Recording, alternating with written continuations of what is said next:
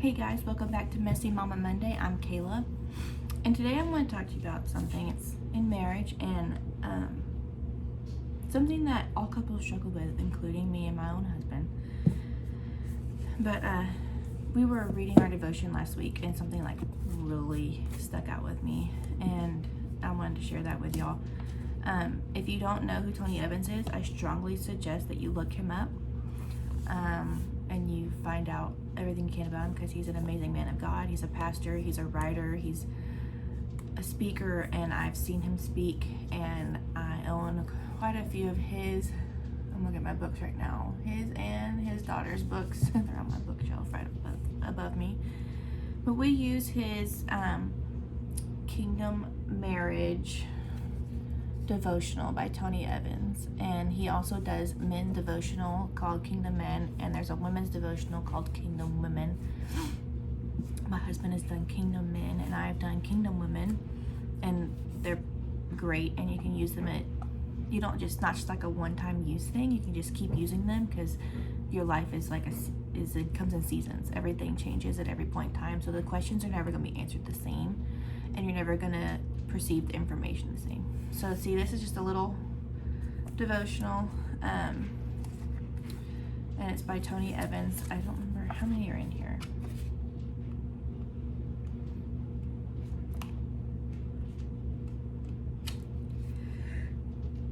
Excuse me. Oh goodness, okay. So there's 90 in here, and we have not gotten to all 90, and we've had this for some time, because we're not perfect and we put things down, but we love this. We also use our couples devotional Bible, and I think it's NIV. Yeah, it's NIV, and it has our names on it. But in here is little devotionals, and I'll show you. This is the devotional page, and we do those every night, and not every night. I mean, we strive to, but sometimes we don't get to them, if I'm honest, because we're not perfect. But I wanted to share with you this one the other night, last week, and it's called Kingdom Couples Become One. I'm not going to read the whole thing, but there's something that stuck out with me. Marriage is not a solo, it's a duet. It takes husband and wife playing the same song, uniting as one single unit. Tragically, most people don't know what true oneness is. Oneness doesn't mean sameness. Oneness means working together towards the same goal. Couples working together toward the same goal will have to communicate, cooperate, and merge strengths while overlooking or overcoming each other's weakness. You are your spouse's partner. The stronger you are together, the stronger you will be as individuals. This not only requires time, it requires an authentic commitment. Marriage takes two individuals even stronger as one. And I love that. I love where it says oneness doesn't mean sameness, and that most couples don't know what oneness is. And that's true. So we discussed that the other night about what oneness is. So oneness doesn't mean sameness. It's not you both are the same exact person, do the exact same things all the time. And so I explained to my husband, I said, no, that it's true. It's not sameness. You can still be your individual selves, have your own opinions, but then when it comes to things like finances, children, how your marriage is going to operate, what things you want for your family in the future, that's where that oneness comes in. That's where you two need to come onto common ground and figure out what you really want and how you want that to play out. You can't have two different opinions on finances, on how you're going to spend money or how you're going to save. It's not going to work. We've done that. You can't have two different opinions on how you're going to raise your kids, because they're going to go to mom for one thing and dad for another, and it's never going to work out. Or mom says, yeah, you can do this, and dad's like, oh no, you can't. Or dad says, yeah, you can do this, mom's like, absolutely not. That doesn't work for the kids.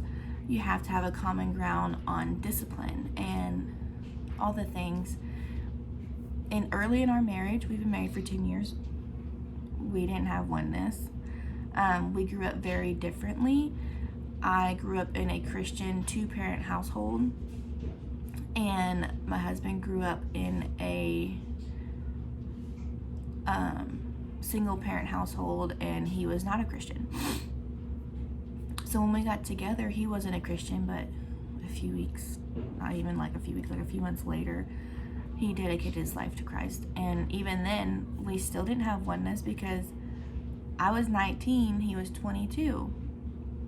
When you're that age, you don't really know where you're going. Like, I just got out of the house, 6 months ago from my parents' home. And so I was trying to navigate what I believe, what I think is right, what I want to do in my life, what I see for my family. And he had been living that way for a few years. So there was a time, I think it was for at least the first 3 years, maybe up to 5, where we would argue about finances, argue about the kids, because we had kids right out from the beginning. And there wasn't a whole lot of oneness. There was definitely no sameness, and that's fine. You don't have to be the same person doing the same thing with the same thoughts. But you do have to come to common ground and have oneness together on the things that need that. So we didn't have that because we were Christian, but we weren't living the Christian lifestyle, and we didn't have God in our marriage, and we definitely didn't have this to help guide us. That wasn't a thing. So once you can set aside the differences and know, oh hey, I can still be my individual self and have my opinions and my thoughts and my concerns, and I should be able to voice those to my spouse and them not retaliate and say that they're right, then you get that oneness where you come together and you lead your family together, where you lead your finances together. Even if you're not working, I'm not working, he makes the money and I pay it, but we have a joint account because we're one. His money is not his money, it's the family's money. But yeah, that just really stuck out to me, that oneness isn't sameness. And Tony is completely spot on with that. It's not sameness. You still need to keep your individual self and know who you are as an individual, and come together with your spouse where y'all can find common ground to have sameness on the things that count. And when y'all are one, when someone falls off, your spouse is there to pick you up. It doesn't matter what it is. When my husband's going through hard times, or he's not exactly in the word or following God, then I'm right there and I'm helping pick up the slack for his sake. And I do it because that's my job and I love him. When I'm falling off and I'm not where I'm supposed to be with God, he comes along beside me and picks me up and holds me up and gets me where I need to be. That's oneness. We are together. We are doing things together. We are making life roll together, but it's not just 2 of us. There's 3 of us, because it's me, my husband, and God making this marriage work, making this family work, and making everything work. So I encourage you, if you and your husband or you and your wife don't exactly have oneness, try to find that. It's not easy. I mean, we went, 3 to 5 years before we actually realized, oh hey, we should probably work together for this to pan out. But yeah, don't lose yourself. Keep your individual self. Don't confuse oneness with sameness. And above all, rely on God for all the things. Thank you for joining me today, and I'll see you next week.